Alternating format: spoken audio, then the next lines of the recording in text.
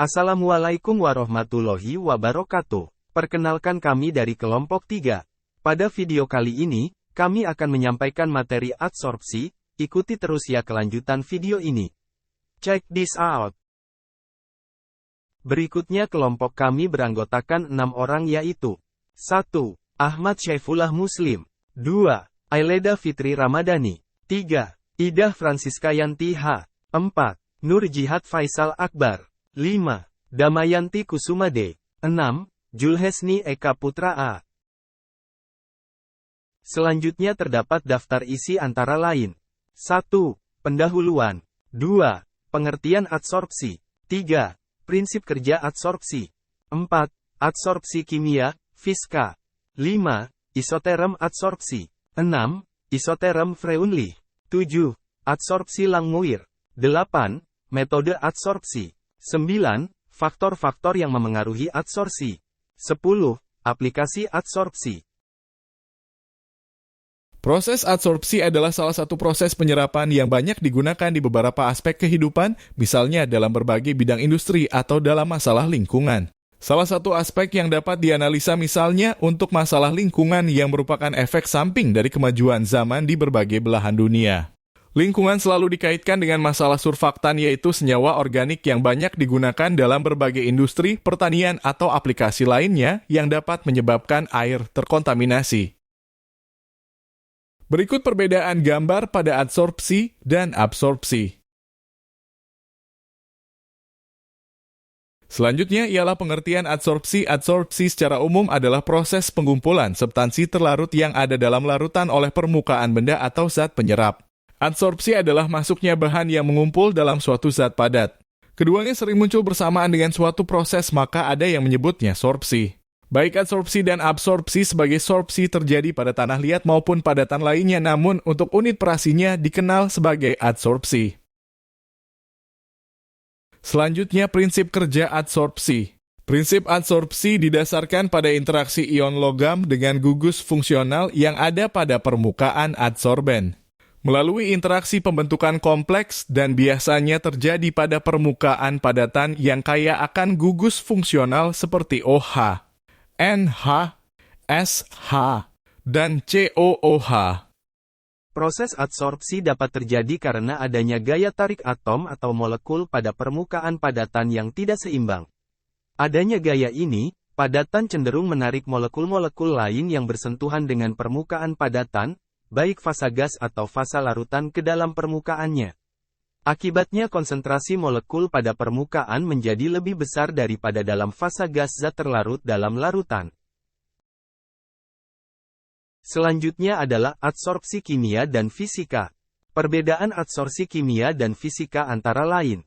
Adsorpsi kimia merupakan adsorpsi yang terjadi karena terbentuknya ikatan kimia antara molekul-molekul adsorbat dengan adsorben.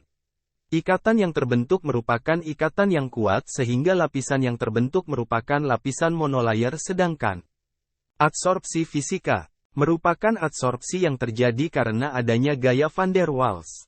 Gaya van der Waals adalah gaya tarik-menarik yang relatif lemah antara adsorbat dengan permukaan adsorben. Selanjutnya kita bisa melihat tabel dari perbedaan adsorpsi kimia dan adsorpsi fisika.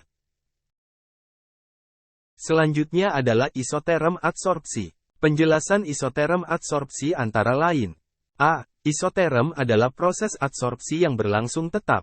Isoterm adsorpsi merupakan fungsi konsentrasi zat terlarut yang terserap pada padatan terhadap konsentrasi larutan. B. Adsorpsi yang baik memiliki kapasitas adsorpsi dan presentase penyerapan yang tinggi. Kapasitas adsorpsi dapat dihitung menggunakan rumus Q sama dengan Q V, W. Kadar adsorbat yang terabsorpsi oleh adsorben dengan rumus berikut. 100% sama dengan Q X 100%. Selanjutnya adalah isoterm Freundlich. Isoterm Freundlich mempelajari hubungan yang menggambarkan adsorpsi reversibel terbatas pada non-ideal dan pembentuknya multilayer. Persamaan isoterm Freundlich dapat dinyatakan sebagai berikut.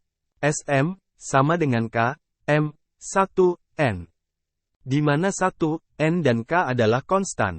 Dari persamaan di atas dapat ditulis dalam model lebih umum yaitu X per meter sama dengan K, C1, N. Hubungan antara jumlah zat yang diadsorpsi dan konsentrasi dapat dinyatakan sebagai berikut. Log XM sama dengan log K plus 1, N log C. Grafik yang dihasilkan merupakan garis linear di mana 1, N adalah slope, log K adalah intercept. Selanjutnya adalah teori adsorpsi Langmuir. Irving Langmuir di tahun 1918 memaparkan model isoterm untuk gas teradsorpsi ke dalam suatu padatan. Adsorbat terbatas pada suhu lapisan molekul sebelumnya tekanan tercapai. Isoterm ini menggambarkan proses kemisorpsi, terjadi ikatan kimia antara adsorben dan adsorbat. Asumsi dasar pada isoterm ini yaitu, semua situs adsorpsi setara. Molekul yang teradsorpsi tidak berinteraksi. Terjadi melalui mekanisme yang sama. Selanjutnya adalah teori adsorpsi Langmuir. Teori adsorpsi Langmuir merupakan kapasitas adsorpsi maksimum terjadi akibat adanya lapisan tunggal adsorbat pada permukaan adsorben. Persamaan isoterm Langmuir yaitu C, K sama dengan 1, B plus C, Co. Di mana K sama dengan jumlah adsorbat yang terserap. Co sama dengan penyerapan maksimum pada permukaan padatan. B sama dengan konstanta Langmuir. C sama dengan konsentrasi Pat Ake Setimbanagan. Dan kita bisa lihat gambar di sebelah yang merupakan gambar dari teori adsorpsi Langmuir. Selanjutnya adalah metode adsorpsi. Dalam metode ini terdapat dua metode yaitu metode statis dan dinamis. Metode statis, batch, yaitu memasukkan larutan dengan komponen yang diinginkan ke dalam wadah berisi adsorben, selanjutnya diaduk dalam waktu tertentu. Kemudian dipisahkan dengan cara penyaringan atau dekantasi sedangkan dinamis, kolom, yaitu memasukkan larutan dengan komponen yang diinginkan ke dalam wadah berisi adsorben, selanjutnya komponen yang telah terserap dilepaskan kembali dengan mengalirkan pelarut sesuai yang volumenya lebih kecil. Selanjutnya adalah faktor yang mempengaruhi adsorpsi. Faktor-faktor yang mempengaruhi proses adsorpsi diantaranya agitasi, karakteristik adsorben, kelarutan adsorbat, ukuran pori adsorben, pH, temperatur, waktu kontak, dan yang terakhir aplikasi adsorpsi. Penggunaan adsorpsi dapat ditemukan di berbagai aspek kehidupan diantaranya penggunaan karbon aktif dalam penyaringan air. Penggunaan karbon aktif dalam perawatan gigi. Adsorpsi digunakan dalam proses pemurnian minyak dan lemak.